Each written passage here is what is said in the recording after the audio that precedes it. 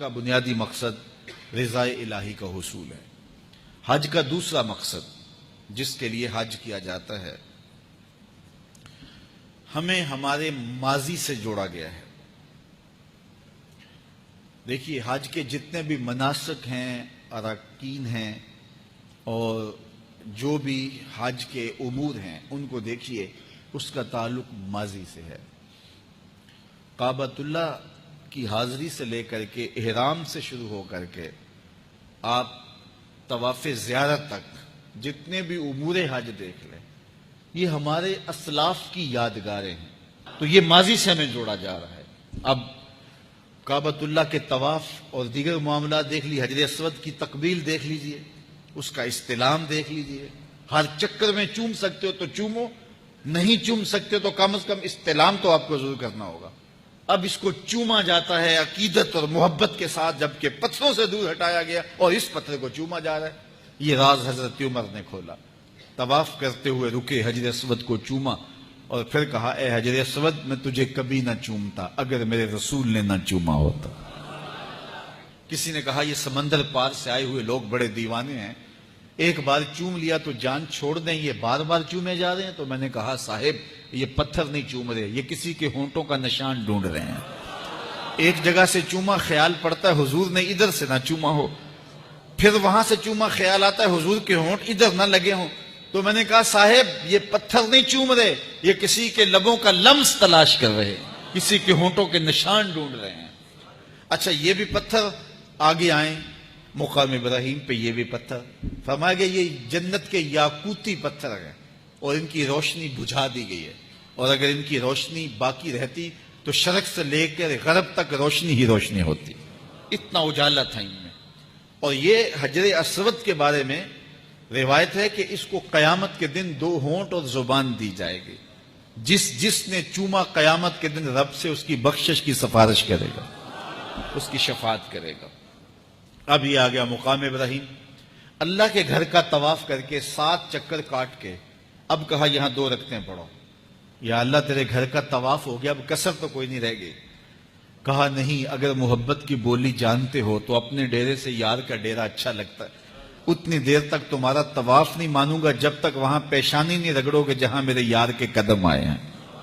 اب وہاں 2 رکعت پڑھنی ہوتی ہے یہ بھی پتھر ہے، وہ بھی پتھر۔ یہاں خلیل اللہ کے قدم لگے تو کہا، 2 رکعتیں یہاں بھی تم نے پڑھنی ہوگی، پیشانی یہاں بھی رگڑنی ہوگی۔ اب اس سے پیچھے آئیں گے تو چاہے زمزم ہے، مائے زمزم کو پینا شفا بھی ہے، دوا بھی ہے، غذا بھی ہے، بلکہ فرمایا مائے زمزم کو دیکھنا بھی عبادت ہے۔ مائے زمزم ایسا پانی ہے کہ جس نیت سے پیو وہ نیت پوری ہوگی۔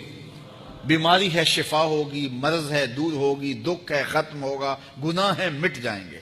علم نافع کی نیت کرو، رزق واسع کی نیت کرو، صحت تندرستی کی نیت کرو۔ اب یہ پانی کون سا پانی ہے؟ جس نے ایک پیغمبر کے قدم چومے ہیں، حضرت خلیل اللہ کی ایڑیوں سے پھوٹا ہے۔ اچھا، ہر پانی بیٹھ کے پئیں، لیکن اس پانی کا پروٹوکول ہے، اعزاز ہے کہ اس کو کھڑے ہو کے پئیں۔ تو یہ بھی ایک نسبت تھی جس کا احترام اور ماضی سے جوڑنے کا ہمیں اہتمام کیا گیا۔ اب آگے چلے جائیے، صفا و مروہ، یہ بھی یادداشتیں حضرت حاجرہ بھاگی ہیں نا، دوڑی ہیں یہاں، تو اللہ نے اس یادگار کو قائم کر دیا۔ پورا حج دیکھ لیں، آپ کو ایسا ہی ملے گا، پورا حج ایسا ملے گا۔ اب صفا سے مروہ، مروہ سے صفا، صفا سے مروہ، بچے بھی دوڑ رہے ہیں، بوڑھے بھی دوڑ رہے ہیں، جوان بھی دوڑ رہے ہیں۔ سیدہ حاجرہ تو پانی کے لیے دوڑی تھی، حاجی کی بغل میں پانی کی بوتل ہوتی ہے، پھر بھی دوڑ رہا ہے، جگہ جگہ پانی کے کولر نصب ہیں، پھر بھی دوڑ رہا ہے۔ مالک، کیا رنگ ہیں تیری قدرتوں کے! یہ دوڑنا بھی کوئی عبادت ہے؟ نہ انہوں نے دوڑ کے کچھ حاصل کرنا ہے، نہ دوڑ کے کوئی چیز لینے جا رہے ہیں۔ بچے بھی، بوڑھے بھی، جوان بھی، عورتیں بھی، مرد بھی، کچھ کلا بھی، شہنشاہ بھی، بادشاہ بھی۔ مالک، کیا ماجرا ہے؟ یہ دوڑنا بھی کوئی عبادت ہے؟ کہا، حاجرہ، جن راہوں پہ تو دوڑی تھی، میں پروٹوکول اعزاز دیتا ہوں، قیامت تک ان راہوں پہ نبی بھی دوڑتے رہے، ولی بھی دوڑتے رہے، امام بھی دوڑتے رہے، اور ان راہوں پہ بادشاہ بھی دوڑیں گے، کج کلا بھی دوڑیں گے۔ ان گزرگاہوں کو جلوہ گاہ بنا دوں گا جہاں تیرے قدم لگے۔ اللہ اکبر، کیا رنگ ہیں!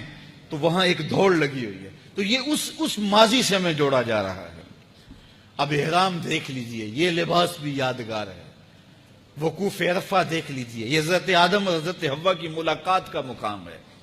کہا یہاں تمہارے باپ کی توبہ قبول ہوئی تھی، تم بھی یہاں کھڑے ہو کے رب سے لمبی دعائیں مانگو، جو دعائیں مانگو وہ دعائیں مستجاب ہوتی ہیں۔ اب رمی جمار یہ بھی ادا ہے کہ کنکر مارنے، اب ان نشانات پہ جہاں شیطان ورغلانے کے لیے آیا تھا، قیامت تک کہا کہ اس خلیل کی ادا کو بھی ادا کرنا ہے، ہاجرہ کی ادا کو بھی ادا کرنا ہے، اسماعیل کی ادا کو بھی ادا کرنا ہے۔ حج کا ایک ایک رکن دیکھو، قربانی دیکھو، قربانی بھی یادگار ہے حضرت اسماعیل حضرت ابراہیم علیہ السلام کی۔ تو یہ سارا حج ہمیں ماضی سے جوڑ رہا ہے، ہمارے بزرگوں کی ادائیں ہیں۔